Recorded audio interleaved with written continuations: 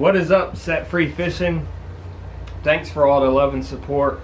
Made it through another year sober. I'm so grateful, so thankful today that I made it through another year, get to spend another Christmas sober with my family. And boy, I think it's going to be a great Christmas. I've got to do way more than I've ever done for family, and most of all for my wife and my baby, Haven.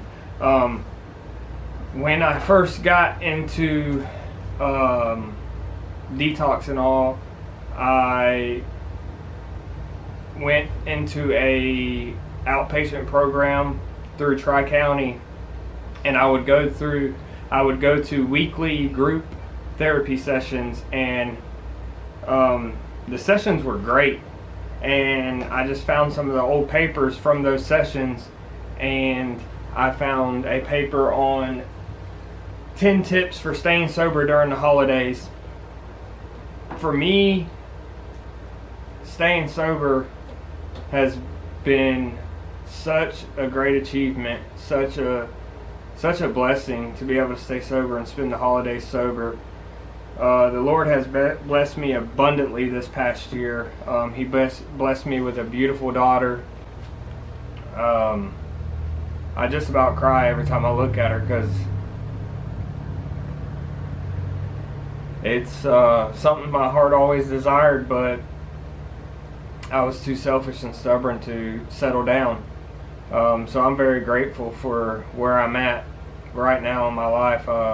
He blessed me with a wonderful job. Not that my job before was bad. It was I love my old boss and I love my old job, but I got a job with benefits that can support my family a little bit better and build a career out of it.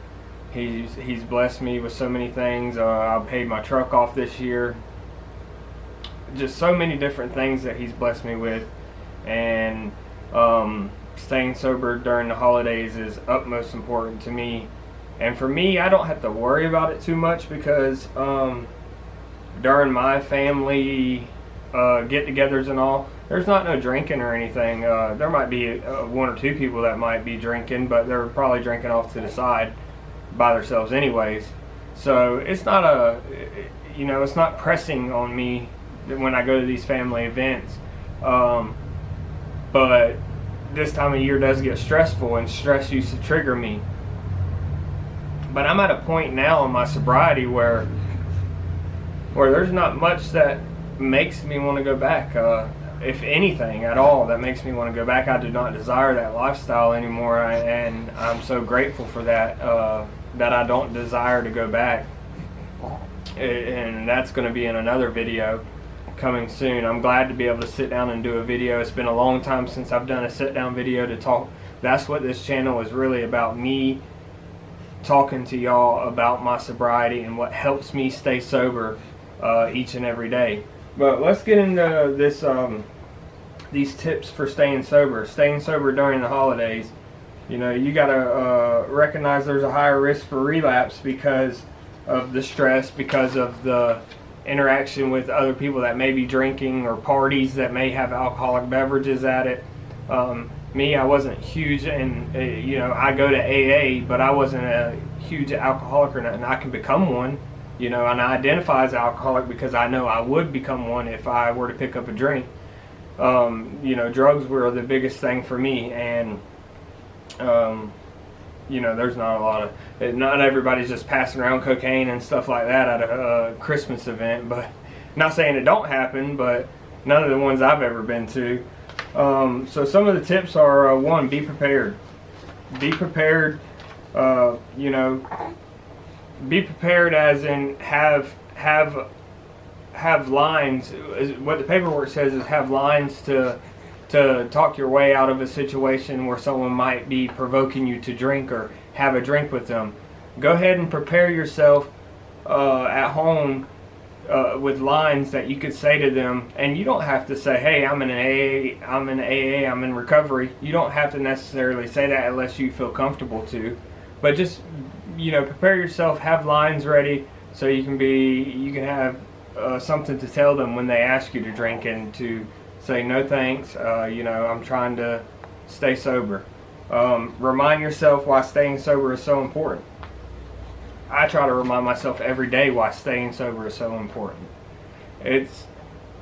Most of all, it's important to me because of the family I have now. It comes first, right below God. God comes first, and then my sobriety. So yeah, I remind myself every day, not just in the holidays, of why staying sober is important. My family, my job, my sanity, my health. There's so many things that why staying sober is important to me. Health is a big one actually for me, because no telling's what I was doing to my liver with all the pills I was taking. Luckily our livers are really resilient and they build themselves back really well. So I just celebrated 2 years of sobriety in October. The Lord blessed me. That is also my deceased father's birthday. So not only was it his birthday, I celebrated my 2 years on his birthday, and I caught a 10-pound, 10-ounce bass. So the man I call my dad came into my life when I was 2 years old, and he got with my mom. My real dad, unfortunately, I never got to meet. I'm a spitting image of my father, and I never got to meet him. He died before I was born. He died at the age of 21 in a tragic accident. He got electrocuted, and that's one of the things that kind of bothered me growing up. Is I always had that what if scenario run through my head constantly, and it used to haunt me as a teenager and as a young adult, of what could have my life been. But then I found God, or God, more or less God found me, and I know that everything happens for a reason. And that reason we may not know on this side, but there is a reason behind it. So I never got to meet my father. My mom found out she was pregnant with me 2 weeks after he passed, unfortunately, and so I never got to meet him. And it's sad, but it happened for a reason, because the church I got saved at, the man who I call my dad now, he went there as a young man, and that's how I actually got, that's when I got saved. Is him and my mother asked me to go to church with them because they were at their wits' end, and so was I. And I went to church and got saved, and God forever changed my life. So if it wasn't for my mom being with my dad, I'd have never made it to that church to get saved and for God to rescue me. So that's part of my story. And so number 3 is choose holiday parties wisely. So that's a given. Don't go to parties where there's gonna be, if you can avoid family events, that's one thing. If your family respects your sobriety at all, and my family respects my sobriety to the fullest, they ain't gonna try to ask me to do this or do that. They ain't gonna ask me to drink or nothing like that, because they know that I'm trying to live a sober life, and I'm a way better person than I used to be. So they like the person I am now. So that's a given. Just don't go to parties that's going to have alcohol, have a bunch of drunk people, or people that's going to pressure you into drinking. Is really important. Plan an escape route. This one's saying, if you're attending an event where people will be drinking, make sure you can leave if you begin to feel strong urges or simply feel uncomfortable around the other guests. When possible, go with a sober friend so you can keep each other accountable. So just plan an escape route. If you go to a family event and you feel like there's too much pressure there, find a reason to leave. Or if it was my family, they'd know why I was leaving. That's my baby girl in the background. It says, stay away from slippery places. There's no reason you should stop by an old hangout to say hello, or even over the holidays. I'll tell you this much. I don't go around them old places. I don't go around those old people. If I see them in public, I'll be respectful. You know, I won't be rude. I'll say hi, and I'll keep it moving, because they have nothing for me. I don't mean it in a way that sounds like, oh, they can't do nothing for me. I mean it as there's nothing good going to come out of that situation, so I just stay away, and I try to lead by example. And that's why I chose to stay in my hometown, is so I could be a light on to others, and that they can see that there's a way out, which thousands and millions of people agree upon, which is AA, and for me it's God. God saved me, God keeps me sober each day. It says, be careful of overeating. That's not a problem for me. It's talking about, you know, if you overeat, you feel guilty, and guilt can lead to, it can give your brain, your addictive brain, reason to go back to using, is what it says. That's not a problem for me personally, but if it is for you, just be careful. Just watch what you're doing. If you know that guilt could lead you back to wanting to use, stay away from overeating, I guess. Spend time with people who support your recovery. Well, that's easy for me, because everyone that I'm going to be around fully supports my recovery, fully supports my YouTube channel of trying to reach others, to give them pointers on how to stay sober. So that's going to be an easy one for me. Everyone I'm going to be around is supportive of my recovery and supportive of my sobriety. So that's but if there ain't going to be a whole lot of people in your corner, just bring some with you that are in your corner that's going to help you hold you accountable, and that support you in your sobriety. Start a new tradition. It says, be creative. Host your own sober party, buy a new board game, make holiday crafts, go ice skating, volunteer. The opportunities for sober holiday fun are endless. We just did that. This is going to be our new holiday tradition. We're going to make a gingerbread house. And one day our baby will be big enough to make it with us, but me and my wife's going to do it this year. So yeah, I started a new tradition that we're going to start doing every year, is make a gingerbread house, and then I'll probably be the fat one to eat it. So yeah, start new traditions. This would be one for us. Let's see, 2 more to go.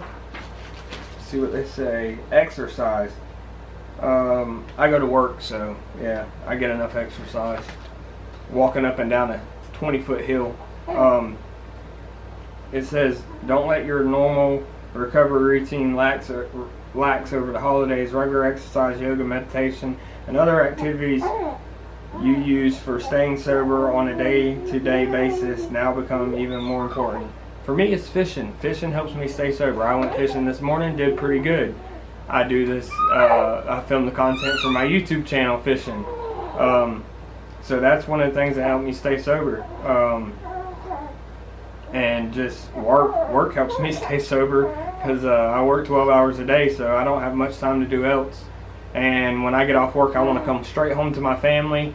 So I come home, take a shower, eat, pick my daughter up, put her in my lap, and we sit and watch TV, me and my daughter and my wife.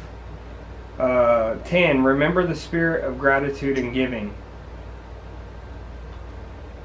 It says, remember the true spirit of the holiday season is that of gratitude and giving. Man, I have a lot of gratitude this year. I'm grateful to be able to buy gifts for others. I'd never done that. It was so bad for me that my mom would buy gifts from me for my nieces. And that's horrible. That's horrible, man. I was never that good uncle that I should have been.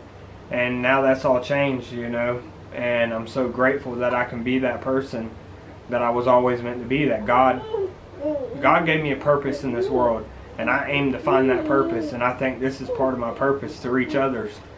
And so I have a very grateful attitude this time of year.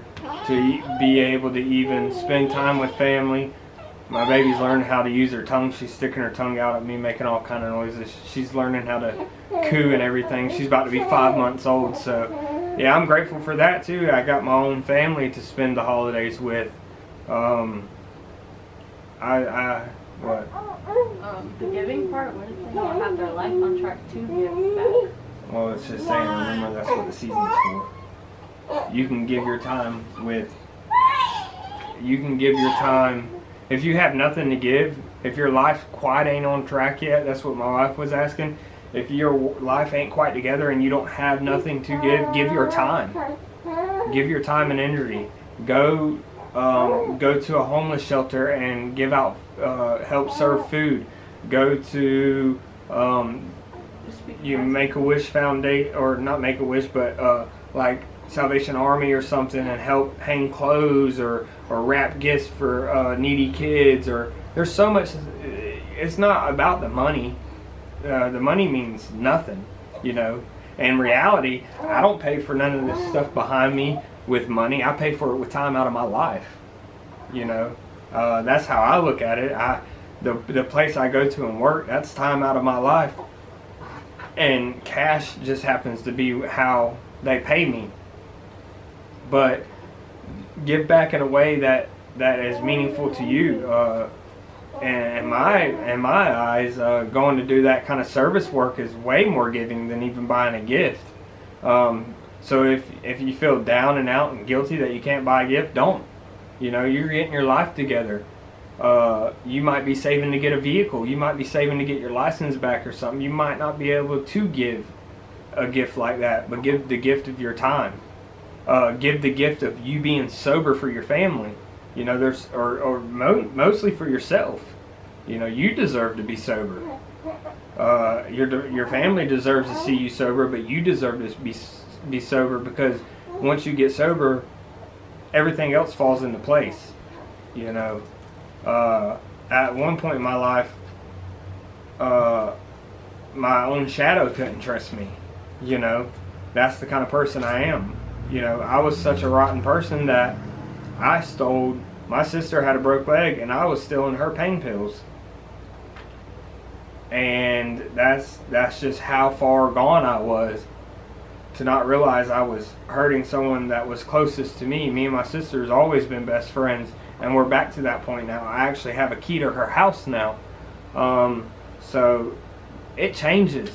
Everything can change. Your whole world can change just from having that desire to be sober. But you gotta want it. You can't be doing it to get someone off your back, because I tried many times to get sober. I'd stay sober for 3 months or 2 months or 6 months, a couple weeks, but it was always to get someone off my back, or always to, you know, try to pull the wool over people's eyes. And then I'd play the part for a while. I mean, in the meantime, I'd be doing drugs right behind their back. And when I relapsed, I did the same thing. You know, I was so ashamed to even admit that I was using again, that I hid it from my family. I hid it from she was my girlfriend at the time, she's my wife now. And she chose to stay by my side because I went to seek help, whether she was going to stay or not. She seen that I wanted help sincerely, so she decided to stay and fight with me. And now we're married and have a beautiful daughter. A beautiful, beautiful daughter.